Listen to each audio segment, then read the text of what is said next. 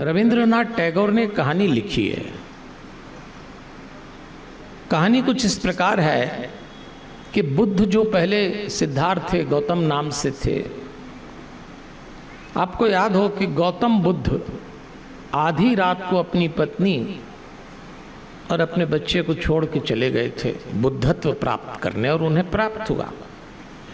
जब उनको बुद्धत्व प्राप्त हुआ, सिद्धार्थ गौतम बुद्ध बन गए, तो उनका एक भाई जो उनका शिष्य भी था, आनंद, वो दोनों गांव-गांव भिक्षा लेने जाते।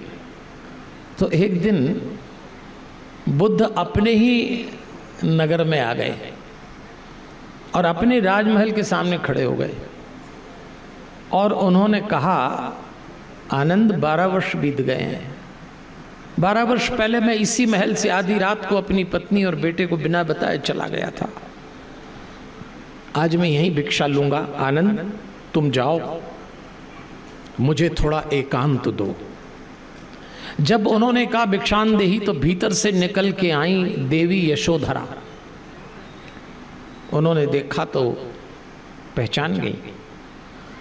बुद्ध ने कहा, देवी आप मुझे पहचान गई होंगी। उन्होंने कहा, आप आधी रात को मुझे और हमारे बेटे को छोड़ के चले गए थे। हाँ, भिक्षा तो मैं दूंगी अगर आप मांगने आए हैं, लेकिन मेरा एक प्रश्न है आपसे, आप इसका उत्तर दीजिए। तो बुद्ध ने कहा, देवी मैं आया ही इसीलिए हूं, मैं जानता हूं आप प्रश्न पूछेंगी, मैं उत्तर दूंगा। तो यशोधरा ने पूछा कि एक बात बताइए, क्या आपको वो प्राप्त हो गया जिसे प्राप्त करने के लिए आप आधी रात चुपचाप बिना बताए हम लोगों को छोड़ के चले गए? क्या वो आपको प्राप्त हो गया? तो बुद्ध ने कहा, हाँ देवी, मुझे वो बुद्धत्व प्राप्त हो गया। अगला प्रश्न पूछती यशोधरा कि जो बुद्धत्व आपको हमें छोड़कर जंगल में प्राप्त हुआ, जिस बुद्धत्व को प्राप्त करने के लिए आपने अपनी गृहस्थी त्याग दी, पत्नी त्याग दी, बेटा त्याग दिया, क्या वो आपको यहाँ महल में हमारे साथ प्राप्त नहीं हो सकता था? और कहते हैं रविंद्रनाथ टैगोर ने यशोधरा के इस प्रश्न के साथ ही कथा पूरी कर दी। बुद्ध ने क्या जवाब दिया इसका इतिहास में वर्णन नहीं, लेकिन अन्य ग्रंथों में है। टैगोर तो चुप हो गए, लेकिन बुद्ध ने कहा था, देवी ये सही है कि मुझे बुद्धत्व यहां भी प्राप्त हो सकता था, लेकिन सबकी अपनी अपनी मानसिकता है। इसे आदर्श न मान लिया जाए कि घर छोड़ने पर ही परमात्मा मिलता है। सबकी अपनी मानसिकता है, मिल जाए तो गृहस्थी में भी मिल सकता है। और यही बात मैं आपसे कहना चाहता हूँ, ईश्वर इसी गृहस्थी में पत्नी के साथ, पति के साथ, बच्चों के साथ रोटी बनाते हुए, घर गृहस्थी के सारे काम करते हुए, दुकान पे बैठ के गल्ला गिनते हुए भी मिल सकता है, अगर आपकी तैयारी हो तो। और नहीं तो जंगल में, आश्रम में भी शायद न मिल पाए। तो चलिए, आज हम सब घर गृहस्थी लेके बैठे हैं। क्या मतलब है इस गृहस्थी का? अभी हम 7 संहिताएं हैं, हम अभी चल रहे हैं रुद्र संहिता के सती खंड में। देवियों और सज्जनों, आपको याद हो कल भगवान विवाह करके सती देवी को लेकर आए। अब पति पत्नी आए, अब दाम्पत्य शुरू हुआ, तो जरा वार्तालाप सुनना आप दोनों का। मैं एक भी बात मन से नहीं बोलूँगा, जो शिव पुराण में लिखा है वही आपको बताऊँगा। सती जी ने सब व्यवस्था देखी, कैलाश पे बाबा भोलेनाथ की दुनिया तो जोरदारी थी। सती जी ने देखा तो एक दिन अपने पति से बोली कि पशु पक्षी भी अपना ठिकाना और घोंसला बना के रहते हैं,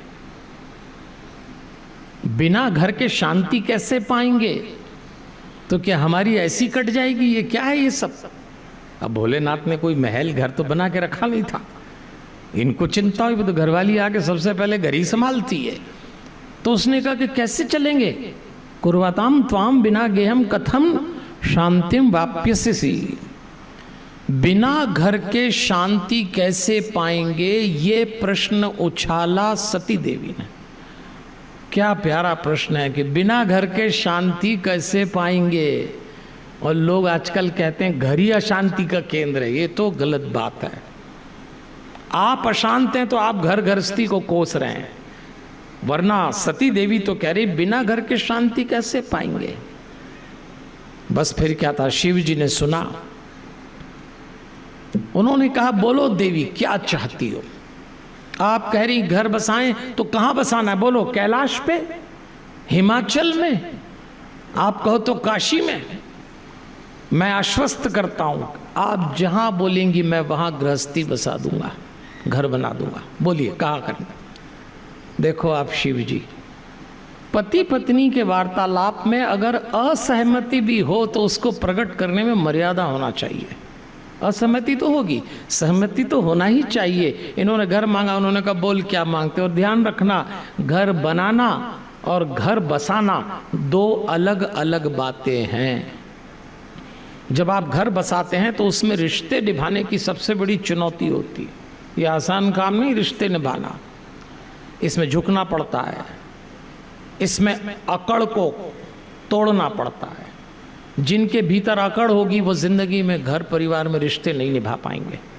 आप जब भी कोई रिश्ता निभाने जाएंगे आपको अपनी अकड़ को गिराना पड़ेगा। देखो सोना गलाते हैं तो आभूषण बनते हैं, ये कायदा है, और अकड़ गलाते हैं तो रिश्ते बनते हैं। अगर आपको रिश्ते निभाना है तो अपनी अकड़ को गलाना पड़ेगा, गिराना पड़ेगा।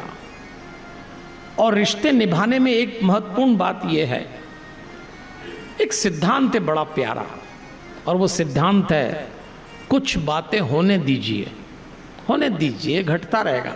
लेकिन अगर आप सोचो जो मेरी पसंद का वो घटे रिश्ते में, तो ऐसा नहीं हो सकता। एक बहुत छोटा सा सूत्र दे रहा हूं आपको, अगर रिश्ते निभाना हो, छोटा सा सूत्र है, रात गई बात गई। नियम बना लो आप। किसी ने कुछ बोला, किसी ने देखा, किसी ने नहीं देखा, कुछ हुआ, रात गई बात गई, नया दिन शुरू करेंगे। अगर गठान बांध ली तो यही वैकुंठ नरक हो जाएगा देवियों और सज्जनों, यही वैकुंठ। इसीलिए आज रिश्तों की समझ नहीं है। रात गई बात गई, और रिश्तों की समझ हो तो कोई दिक्कत नहीं है। आज क्या होता है, खास तौर पे बात पति पत्नी की करते हैं, तो पति पत्नी के रिश्ते अगर बोझिल हो जाएं तो पति आ जाता है आवेश में और पत्नी हो जाती उदास। स्त्री का अव्यक्त क्रोध उसकी उदासी है।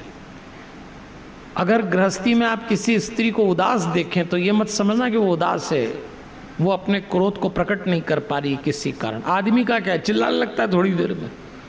पुरुष अपने क्रोध को बहुत जल्दी प्रकट कर लेता है, स्त्री शायद नहीं कर पाती। इसलिए आप इन दोनों के झगड़े भी हों तो अलग ढंग से देखना।